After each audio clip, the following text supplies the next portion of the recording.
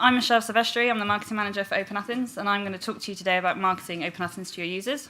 And then after me is Joe and Jake, my colleagues, who will be covering making the most out of OpenAthens, which is a whole range of things around links and stats.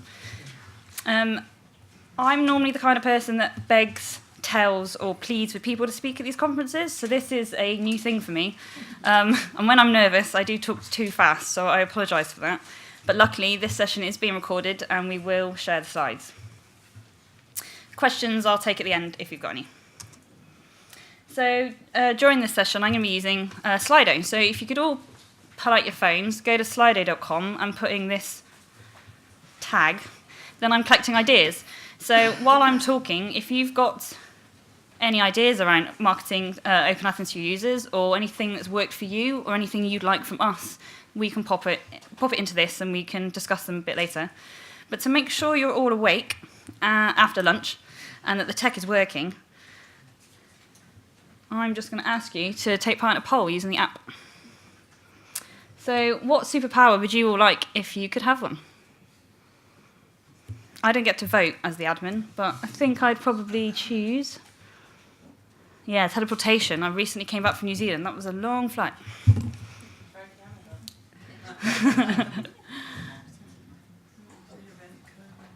The event code's marketing OpenAthens. Sorry, it's a bit long. Everything else I wanted was taken. First rule of marketing, choose something short and sweet. I know. If I shorten it to OA, though, people think it's open access, so I get told off for that too. Cool, so that's the text working. Thanks, everyone, for taking part. As we go through, I will be collecting ideas on tips. So if you've got tips or you want to suggest anything or ask for anything, please put it in there. So, to carry on, I'm going to cover in this session my 6 top tips, starting with research, which has been covered by quite a few of our speakers today, so I'll be going back over that. Setting goals, starting early, educating your users, repeating what you're saying, copying others and piggybacking, and then I'll also cover measuring and improving. So let's get started with the 6 top tips. Research. So Johan, he talked about it, so did Dan, so did others. It's really important to actually just go talk to your users. How do your library users consume knowledge? If you're trying to market to them and they're not seeing your messages, that's because you're not putting it where your users are expecting it. So if your users don't use the library portal, where do your users find out information about your new services and your new offerings? So as well as understanding your users' needs, you need to collate that in a way that then helps you target your messages, and you need to understand the benefits of OpenAthens. And it's all about focusing on benefits when it comes to technology and not the features. So I've got an example persona here. So once you've collected your user research, so this is for a real example. It's one of our customers. I think they were offering hot chocolates, which went down well with their students. They interviewed their students, and they collated this together in groups of behaviours, their needs and their pain points. And you can see here that their students, you like to just go straight to Google. They didn't want to use the library portal. They didn't really want to use the library at all. They just wanted access to content. And so the pain points for them was trying to find the correct content and that it was of the quality that they were expecting, and the fact that they didn't actually have the research skills needed in order to find the information they wanted. So we do have a blog on our website, and there's a link at the bottom there. V, our UX expert, who's been running the UX Corner, has done a blog on guerrilla research. So she's put a nice blog together on how you could actually go and talk to your users and get the information you need. And I just want to go through some example OpenAthens benefits. So, thousands of e-resources at your fingertips. So the benefit there is that boosts their learning. No more annoying passwords, so that will save your users time. If they can use any device and anywhere, they'll get more research done in the time that they want to, in the place they want to do it. And if they can access the resources that you're choosing and you're offering, that means that it's underpinning their success, whether that's a nurse in A&E or a medical student or a postgrad. And using the user research and the personas that you've done and these benefits together, that means you can really target what you're saying to your specific group, whether it's your faculty or whether it's your students or however else you want to segment your users. So top tip number 2 is to set goals. You don't want to spend all this time doing this work and trying to engage your users if you don't even know if what you're doing is actually successful and working. So just some ideas of what to measure. Maybe you want to increase user logins. We've had some feedback recently through our customer surveys that a worry for our customers is that the resources they're purchasing aren't actually being used enough. So maybe you want to measure resource usage. You could use our attributes to do resource usage by specific user groups, so job roles, etc. And maybe you also want to measure the fact that if your access is easy, you're not getting as many support queries to the library, and that you can spend time doing other things. And it's also really important to take a look at your stats before you start your marketing campaign so that you can actually see the before and the after, and the number of logins, and etc., so that you can see the increase. Tip number 3 is to start early. So whether this is your brand new to OpenAthens, or whether you've got a new intake of students, or whether you've got new starters, you're introducing the library to them, you need to be clear straight away about how they use OpenAthens, and it's never too early to start telling them, especially if you're changing the way that they're used to using authentication, if you're moving from one system to ours. So we've recently launched a new microsite. This is our onboarding guide, and we've been working on it in cooperation with some of our new customers and partners and testing it out. It goes through all the different stages of setting up OpenAthens and getting up and running with it, how long the process takes, what the library needs to do, and there's a wealth of resources on there that explains all the different user journeys depending on how you implement OpenAthens, and it's also got information on how to communicate to your patrons and your users. And we've got examples, and I want to build it into more of a kit. So again, if you guys have got any ideas of what we can produce for you that would help you, please let me know. And then it's also important to remember that whenever you use our example comms, that you you make sure that it's relevant to how you've got OpenAthens set up, because everyone's setup is unique. So I just wanted to include some customer examples in this too. So Bucks New University are currently promoting that from April, their students are going to have to use OpenAthens to log into their e-resources. So they've got this running now as a poster campaign, and they've told me that they're also using it on Twitter and Facebook and their library website. MUT, and I won't try and pronounce that, in South Africa, recently posted this story about how delighted they are that they're using OpenAthens again on their website. And I won't go through the article, but it talks about the benefits to the library, the benefits to the users, and the benefits to their marketing team. I'm really happy about it. So top tip number 4 is to educate. Let them know what is happening and why, if that's useful, and when.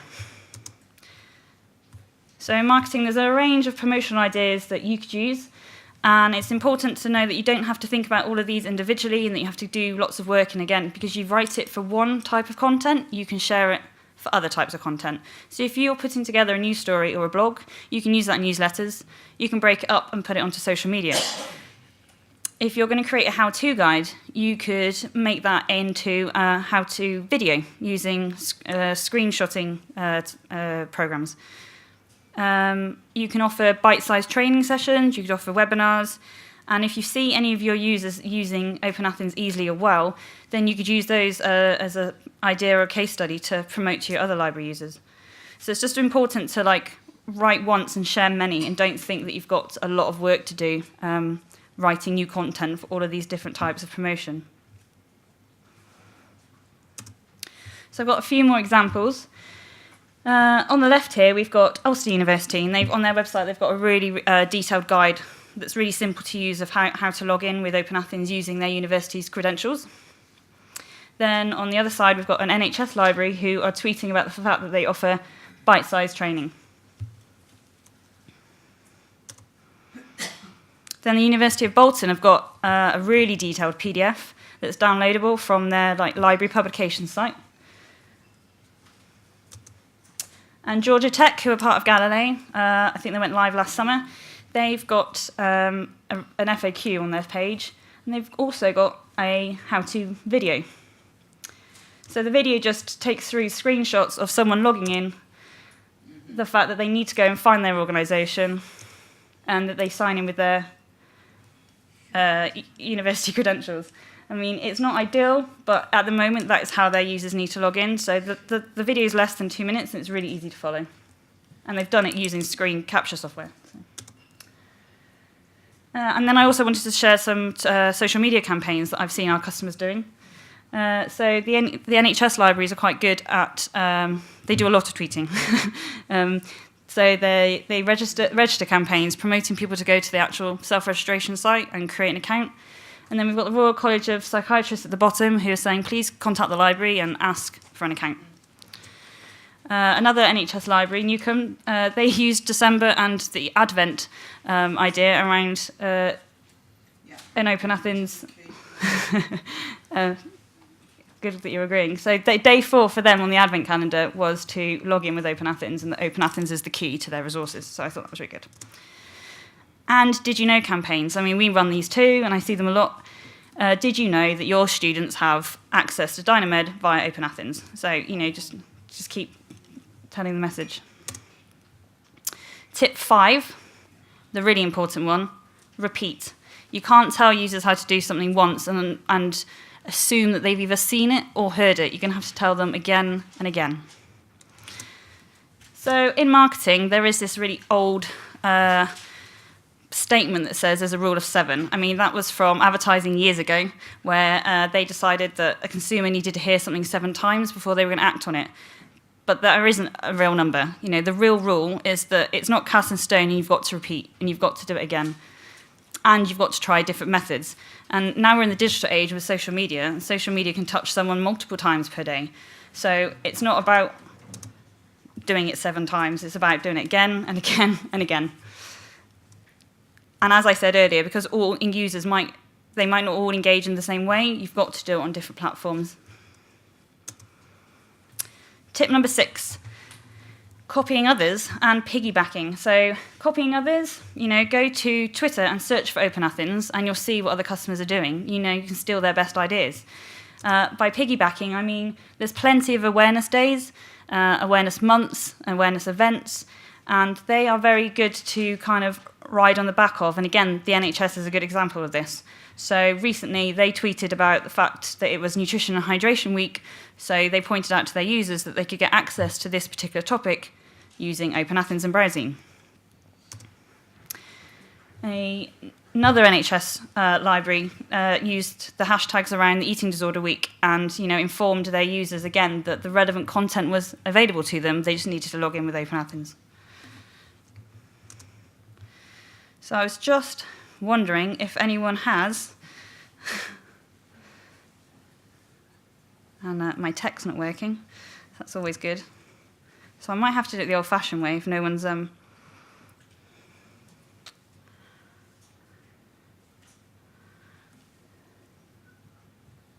brilliant, you're filling it in. Thanks, guys. So if users are turning to Google, make your resources available and accessible there. So that's a brilliant tip. So that's, you were talking about Google Scholar earlier in the other sessions. Be accurate in spelling and grammar, because, yeah, users' needs, definitely.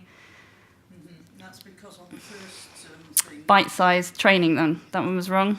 There was a typo.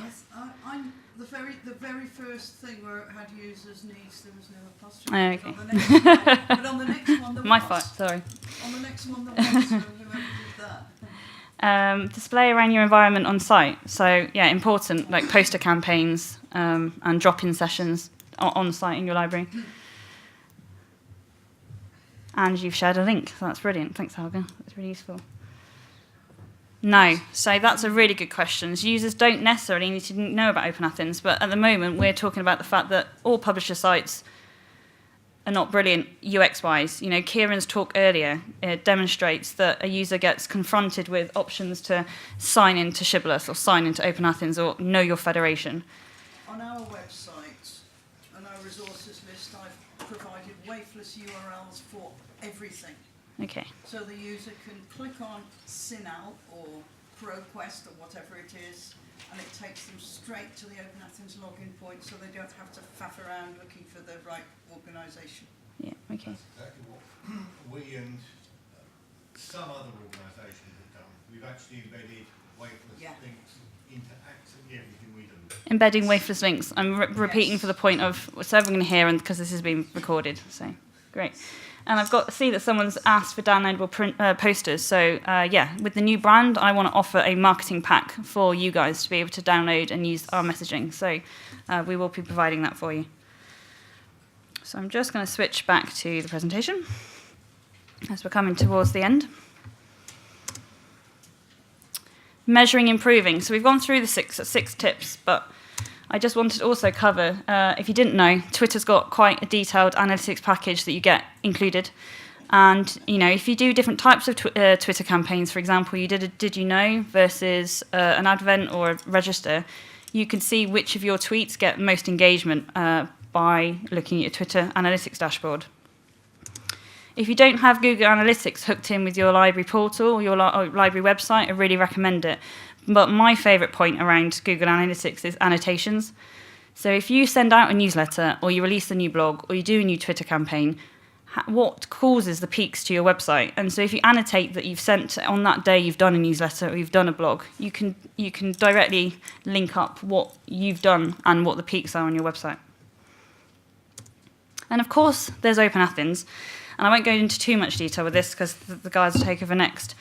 But you know, if you want to see if you've got an increase in number of accounts created or the number of logins, if you're using you know, Active Directory hooking, then the increase will see if you're driving traffic to your resources through OpenAthens. Then we've got usage stats again around particular resources. So you can see if you're promoting specific resources at a specific time, if your campaigns are working because the logins increase.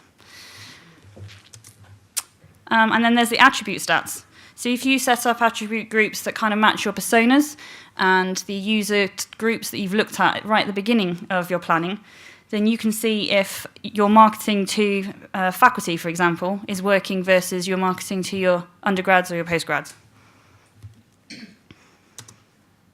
And then I just want to give you some useful resources. So again, as I mentioned earlier, V has done a blog on our website of doing guerrilla DIY user research. There's a Design Modo website, which I recommend. I mean, it's for designers, but they do categorize stuff as freebies. So you can go on there and download some, there's 4 templates on that page. And then I've also listed them under the designing marketing material because, again, if you look at the freebie tags, you can download free images, you can download vector files, you can download fonts. And Canva.com, under designing marketing materials, is also really good as a free tool for you to design your posters or design your social cards if you don't have the programs to allow you to do that. As I mentioned earlier, go onto Twitter, #LibraryTips. I know that's used by quite a few librarians and also EBSCO, I think, promote useful information via that. And search for OpenAthens, just so you can see what our other customers are doing. And if you're ever stuck for images, then there's a few royalty-free sites that I've listed there. They are not catalogued as well as a library, so it can be hard work trying to find the image you want, but being abstract is okay as well. And if you are going to use anything for commercial focus, to say library swag, then it's best to make sure you've got the right rights for photography use and kind of stick to royalty-free images for your social media posts and your website, etc. And it's always good to also note on the image, if you can, who the photographer was, because it's just polite to do so. So I just wanted to wrap up to remind you of the 6 top tips that I've gone through, which is starting with research and understanding your users, and then understanding why OpenAthens benefits your users. Setting goals so you know what you're measuring. Start early, because if there's changes coming for your users, you know, you can never start too early. Educate, use a range of marketing and promotional mix to get the message across. And then repeat it, and repeat it. And then copy others if you see other people doing it well, and piggyback on events. And always measure to see where you can improve. And my final plug for today is Christina, my colleague who sat here, has written a really good ebook. It's a short read, 15 minutes, and I understood it. Like, I can't recommend it enough. So that's available on our website, or you can pick up a postcard in the exhibition area. And then I think I've got a very short amount of time for questions if anyone's got any. No questions? Or any other tips or comments? No? All good? Okay, thanks for your time, everyone.